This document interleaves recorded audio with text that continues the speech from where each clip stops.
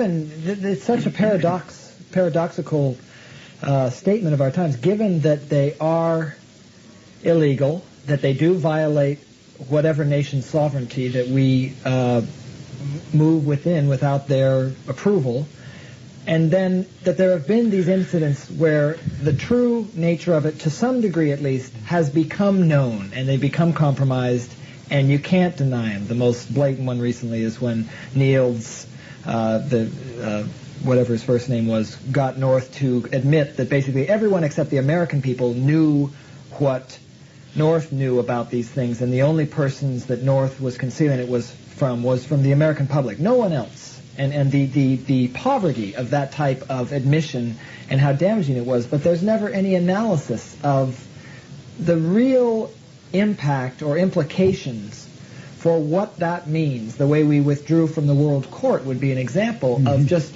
well, we'll solve the problem by just withdrawing from a court that rules against us, that says that we committed an illegal act when we covertly bombed the harbors of Nicaragua.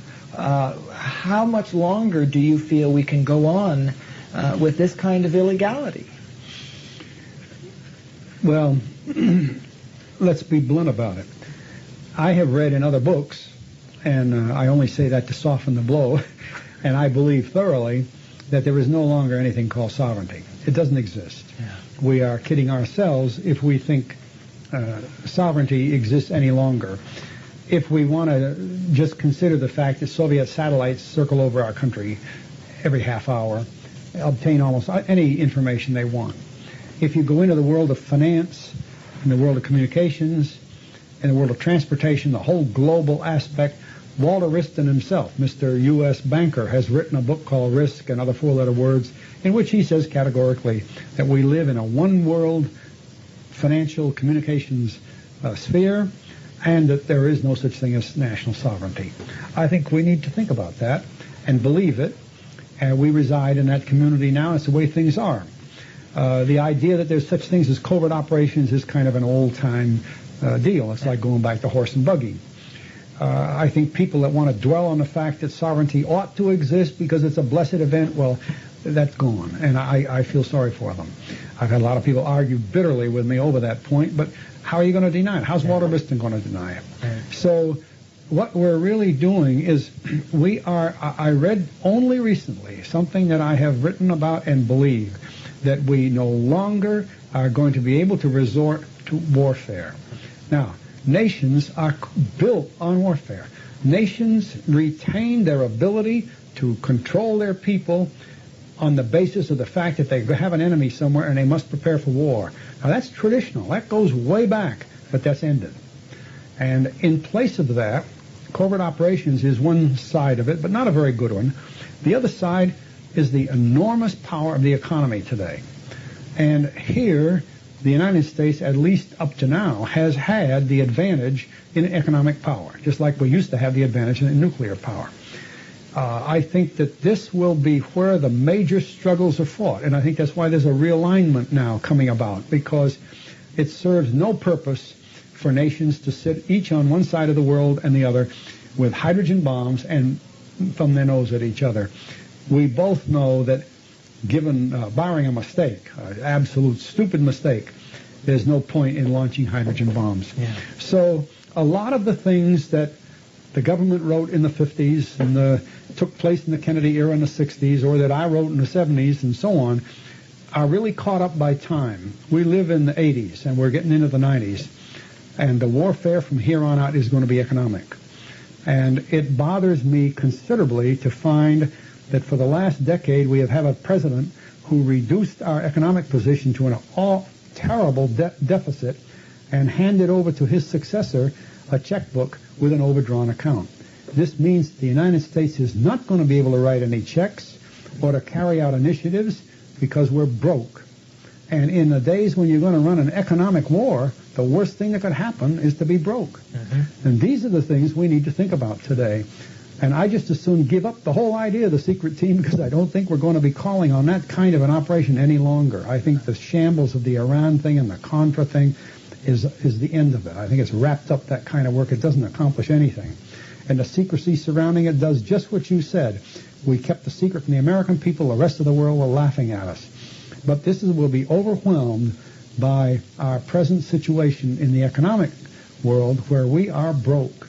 And if we don't do something about that, we're going to have many more serious problems than we've had looking down the guns at nuclear weapons and so on.